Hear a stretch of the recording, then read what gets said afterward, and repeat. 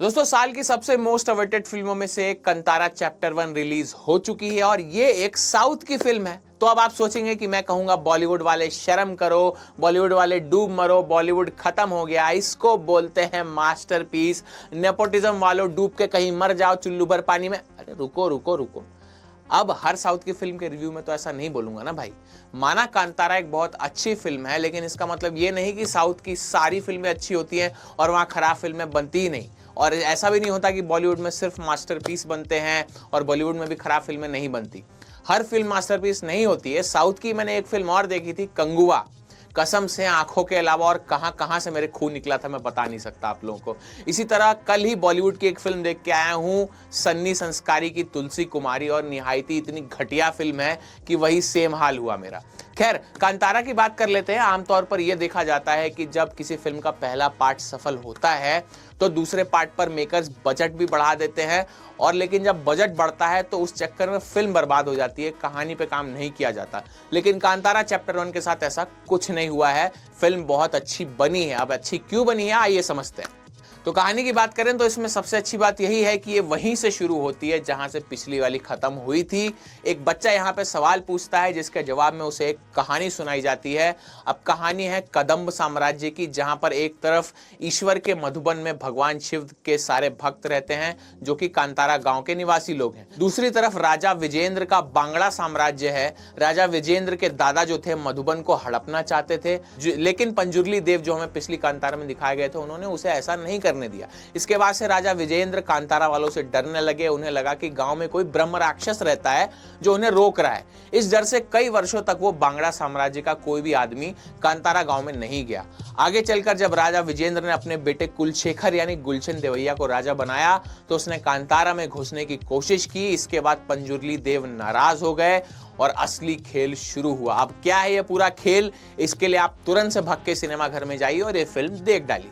Acting की बात करें तो ऋषभ शेट्टी ने यहाँ पे कमाल का काम किया है। वो फिल्म की जान है। उन्हें देखकर लगता है कि जैसे उनका जन्म ही हुआ था कांतारा फिल्म बनाने के लिए। इतने पावरफुल लगते हैं कि फिल्म की सारी कमियों को वो अपनी एक्टिंग और परफॉर्मेंस से छिपा देते हैं।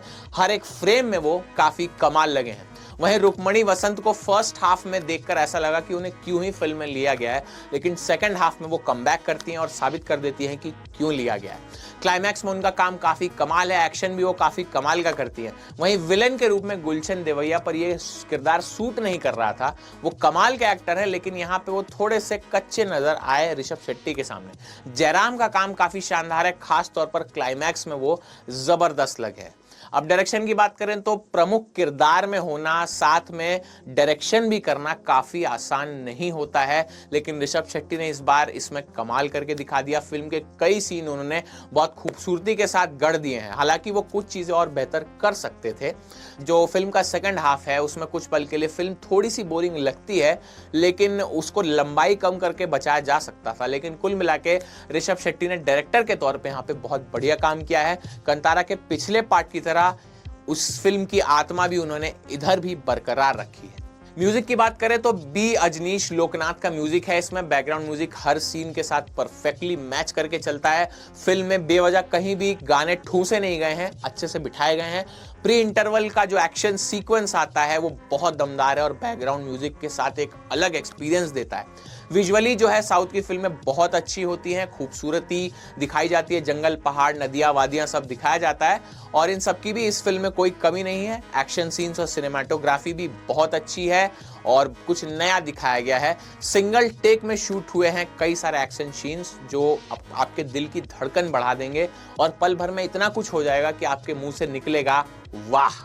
तो ओवरऑल अगर फिल्म की बात करें तो बहुत अच्छी फिल्म है जिसमें कमाल के विजुअल इफेक्ट्स है जैसा मैंने बताया, और थिएटर में ही जाकर देखनी चाहिए। ओटीटी पे आएगी तो देखना जरूर, लेकिन जो असली एक्सपीरियंस मिलेगा वो थिएटर में ही मिलेगा। पहला हाफ ठीक ठाक है, इंटरवल से पहले वाला सीन कमाल है, लेकिन दूसरा हाफ और ज्यादा जबरदस्त है। नरेशन में कई बार स्टोरी थोड़ी सी डिप होती है, लेकिन लगता है कि उसकी जरूरत नहीं थी। लेकिन कई जगह ऐसा भी लगता है कि चीजों को थोड़ा और सिंपल कर सकते थे, क्योंकि हर किसी के लिए ऐसी फिल्म समझना आसान नहीं होता है। लेकिन फिर बीच बीच में कुछ ऐसे सीन आ जाते हैं जो पहले वाले सारे हल्के सीन्स पे भारी पड़ जाते हैं और आपको एक टोटल सिनेमैटिक एक्सपीरियंस देते हैं। क्लाइमैक्स बहुत जबरदस्त है, खासतौर से जब ऋषभ शेट्टी चामुंडी देवी का रूप धारण करते हैं, वो सीन देखने लायक है। तो साउथ की फिल्मों और कांतारा सीरीज के अगर आप फैन हैं तो ये सवाल आपको करना ही नहीं चाहिए कि फिल्म देखें या नहीं देखें। तुरंत से जाकर देखिए। मेरी तरफ से इस फिल्म को 5 में से 4 स्टार्स।